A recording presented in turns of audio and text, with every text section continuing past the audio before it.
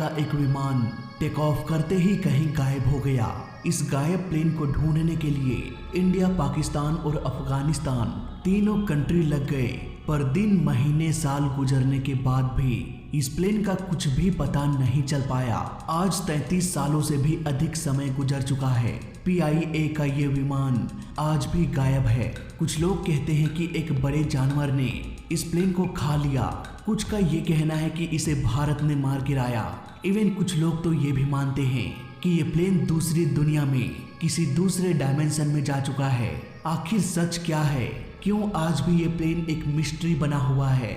आइए पता लगाने की कोशिश करते हैं आज के इस वीडियो में। अगस्त 25, 1989 PIA यानी कि Pakistan international airline flight 404 Gilgit airport से उड़ान भरने वाला था। प्लेन में 49 पैसेंजर्स के साथ साथ 5 क्रू मेंबर सुबह के करीब 7:30 में सवार हो गए। प्लेन कुछ ही देर में टेक ऑफ करने वाला था। ATC ने टेक ऑफ की इजाजत दे दिया। 7:36 में ये प्लेन गिलगित पाकिस्तान से उड़ान भरा। ये एक डोमेस्टिक फ्लाइट थी। इस प्लेन को इस्लामाबाद एयरपोर्ट में लैंड करना था। इसके लिए इस प्लेन को पहाड़ पर्वतों के ऊपर से होते हुए उड़ान भरना था। ATC के गाइडेंस के अनुसार ये प्लेन अपने मंजिल की ओर निकल पड़ा। प्लेन में सब कुछ ठीक चल रहा था। ATC ने करीब 5 मिनट तक फ्लाइट 404 को गाइड किया। बर्फीले पहाड़ों के ऊपर से होते हुए अब ये प्लेन इस्लामाबाद इंटरनेशनल एयरपोर्ट की ओर निकल पड़ा। उड़ान के करीब 9 मिनट बाद ATC ने दोबारा से प्लेन से कांटेक्ट किया, पर ATC को कोई भी जवाब नहीं मिला। कुछ ही मिनटों बाद फिर से बैक टू बैक कोशिश किया गया प्लेन से कांटेक्ट करने की, लेकिन नो रिस्पॉन्स। ATC को अब अंदेशा लग चुका था कि फ्लाइट 404 के साथ एक बहुत बड़ी अनहोनी हो चुकी है।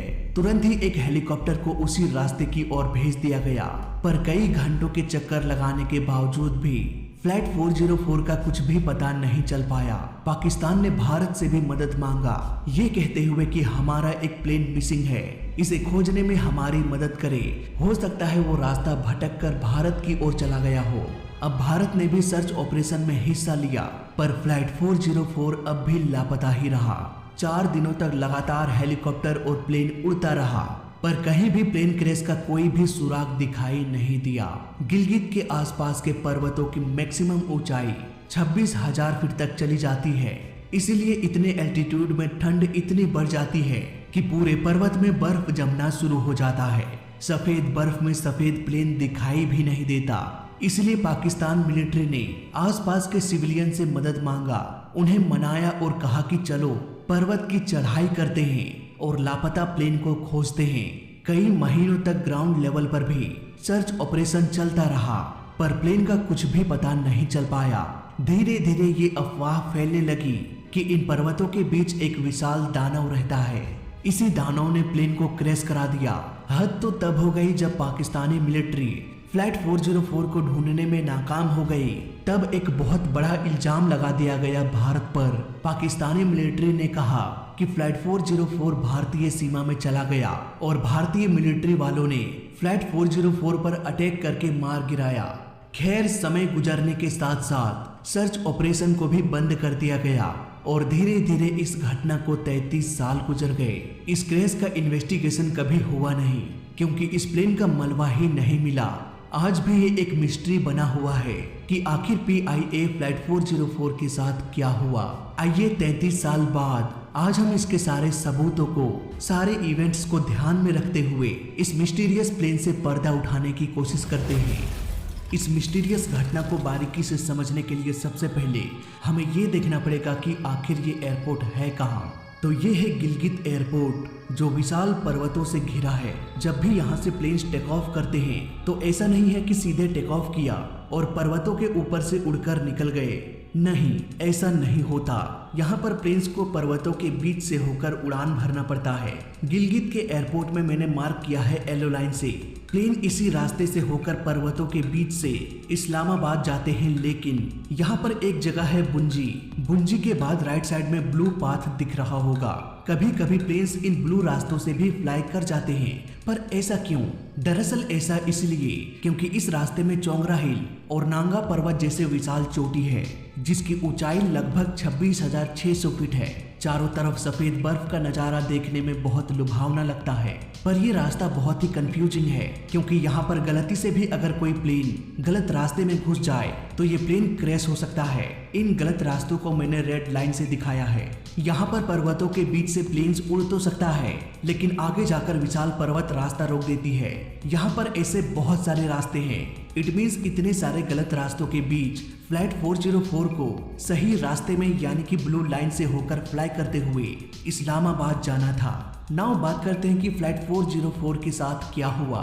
PIA flight 404 Fokker F-27 plane का मॉडल था जिसकी स्पीड 460 किलोमीटर पर आवर हो सकती है जब यह टेक ऑफ किया हो। 460 किलोमीटर एक घंटे में। यहाँ पर थोड़ा सा मैथमेटिक्स यूज करेंगे तो हमें पता चलेगा कि ये 10 मिनट में ऑलमोस्ट 70-75 किलोमीटर की दूरी तय कर सकता है।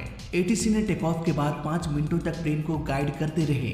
इन 5 मिनटों में प्लेन गुंजी के आसपास पहुंच गया होगा। इसके बाद जब ATC ने 9-10 मिनट बाद दोबारा से प्लेन से संपर्क किया तो पायलट ने कोई भी जवाब नहीं दिया। इट मीन्स प्लेन 8 से 10 मिनटों के अंदर ही कहीं क्रैश हो गया होगा। इन 10 मिनटों में ये प्लेन या तो नांगा पर्वत के आसपास क्रैश हुआ होगा या फिर चोंगरा हिल के आसपास। ये इस बात पर डिपेंड करता है कि प्लेन किस रास्ते से होकर उड़ रहा था, येलो पाथ या फिर ब्लू पाथ। यहाँ पर ATC को भी ये पता नहीं था कि फ्लाइट 404 किस रास्ते से फ्लाई कर रहा है। इससे पहले कि ATC प्लेन के रास्ते के बारे में कुछ पूछ पाता, प्लेन क्रैश हो चुका था। नाउ ये बात सुनने में थोड़ा अटपटा सा लगता है कि ATC को कैसे नहीं पता। ATC तो पल पल की खबर रखते हैं प्लेन के बारे में। यहाँ पर रडार टेक्नोलॉजी होती है, फिर भी ये प्लेन कैसे गायब हो गया। ये हादसा हुआ था 1989 में और 1996 के बाद से सारे एयरपोर्ट्स में सेकेंडरी सर्वेलेंस रडार का होना जरूरी घोषित कर दिया गया। लेकिन उससे पहले पुराने radar system primary surveillance radar का इस्तेमाल किया जाता था। 1989 में गिलगित एयरपोर्ट के पास प्राइमरी सर्वेलेंस रडार था या नहीं ये मुझे नहीं पता, लेकिन अगर ये रडार होता भी तब भी ATC का रडार फेल हो जाता क्योंकि इस रडार सिस्टम का वर्किंग बिल्कुल ही सिंपल है। यहाँ पर रडार एक सिग्नल भेजता है प्लेन तक और वो सिग्नल प्लेन से टकराकर वापस रडार तक पहुंच जाती है, जिससे ये पता चल जाता है कि प्लेन कहाँ पर है। लेकिन अगर इन दोनों के बीच एक पर्वत आ जाए तो ये रडार का सिग्नल रास्ते में ही ब्लॉक हो जाएगा, ये प्लेन तक नहीं पहुंच पाएगा और एयरपोर्ट में लगा प्राइमरी सर्वेलेंस रडार को ये पता नहीं चल पाएगा कि आखिर प्लेन का लोकेशन क्या है। यही वजह है कि गिलगित ATC को भी ये पता नहीं था कि PIA फ्लाइट 401 किस लोकेशन से किस रास्ते से फ्लाई कर रहा है। इस प्लेन के साथ आखिर असल में क्या हुआ, ये कहां पर क्रैश हुआ, इसकी बहुत सारी पॉसिबिलिटीज हो सकती है, जिसमें से सबसे बड़ी पॉसिबिलिटी ये है कि पायलट अपना रास्ता ही भूल गया होगा। अगर ये प्लेन येलो लाइन या ब्लू लाइन के ऊपर उड़ता जिसे मैंने मैप पर ड्रॉ किया है तो ये कहीं ना कहीं इन्हीं पहाड़ियों के बीच क्रैश होता। इन दोनों ही रास्तों में इंडस रिवर, स्टोर रिवर बहती है। यही वजह है कि यहाँ पर बहुत सारे छोटे छोटे बस्तियां भी मौजूद है। अगर प्लेन आसपास कहीं क्रैश होता तो आसानी से पता चल जाता, ज्यादा से ज्यादा 1 साल लगता लेकिन मलबा भी मिल जाता। लेकिन आज 33 साल बाद भी ये प्लेन लापता है। मुझे तो पर्सनली ये लगता है कि ये प्लेन चोंगरा पर्वत की ओर से उड़ान भर रहा होगा, जिसे मैंने ब्लू पाथ से ड्रॉ किया है। इन्हीं रास्तों के ऊपर से उड़ान भरते भरते गलती से ये प्लेन रेड लाइन की ओर मुड़ गया होगा, वही रेड लाइन जिसके आगे जाकर रास्ता ब्लॉक हो जाता है। पायलट्स को लगा होगा कि हम सही रास्ते पर जा रहे हैं। अगर रास्ते में बादल या लो विजिबिलिटी हो सकता है वो ठीक से देख नहीं पाए होंगे। 460 किलोमीटर पर आवर की स्पीड से उड़ रहे प्लेन के पायलट्स को इतना भी समय नहीं मिला होगा कि वो ATC को कुछ बता पाए। अगर प्लेन में कुछ टेक्निकल प्रॉब्लम होती तो पायलट पहले ही ATC को बता सकते थे। प्लेन के साथ जो कुछ भी हुआ अचानक से हुआ, शायद कुछ भी बोलने का मौका नहीं मिला हो। ऐसा तभी हो सकता है जब ये प्लेन अचानक से किसी हिल से टकरा गया हो। जब बर्फीले पहाड़ों में तेज कोलिजन होती है तो ढेर सारा बर्फ खिसकने लगती है। फ्लाइट 404 के कोलिजन के बाद भी बर्फ खिसक कर नीचे आया होगा और हो सकता है ये छोटा सा प्लेन इसी बर्फ के चादर में दफन हो गया हो।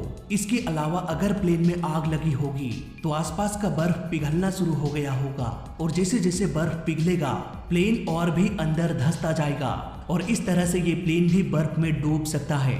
अगर सही समय पर क्रैश के लोकेशन का पता नहीं लगता है तो ऐसे प्लेन को खोज पाना ऑलमोस्ट इम्पॉसिबल हो जाएगा।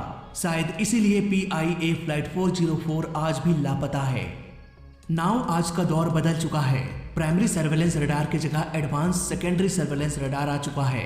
ADSB आ चुका है जो सीधे सैटेलाइट से डाटा लेता है और प्लेन के लोकेशन का पता लगा लेता है।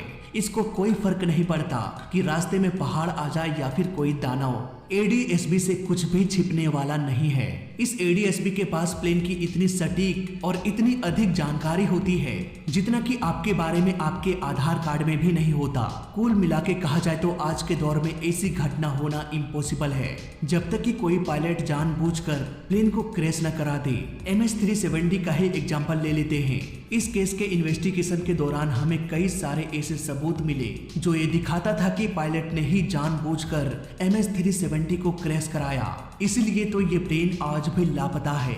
MH370 के वीडियो का लिंक आपको डिस्क्रिप्शन में मिल जाएगा। तो फिलहाल इस वीडियो में अभी तक के लिए बस इतना ही। वीडियो अच्छा लगा तो लाइक कर देना, बुरा लगा तो डिसलाइक कर देना और दोनों ही केस में इस चैनल को सब्सक्राइब कर देना क्योंकि इस चैनल में सीखने के लिए बहुत कुछ है। तो मैं मिलता हूँ आपसे अगली वीडियो में, तब तक के लिए देखते रहिए और सीखते रहिए। जय हिंद, वंदे मातरम।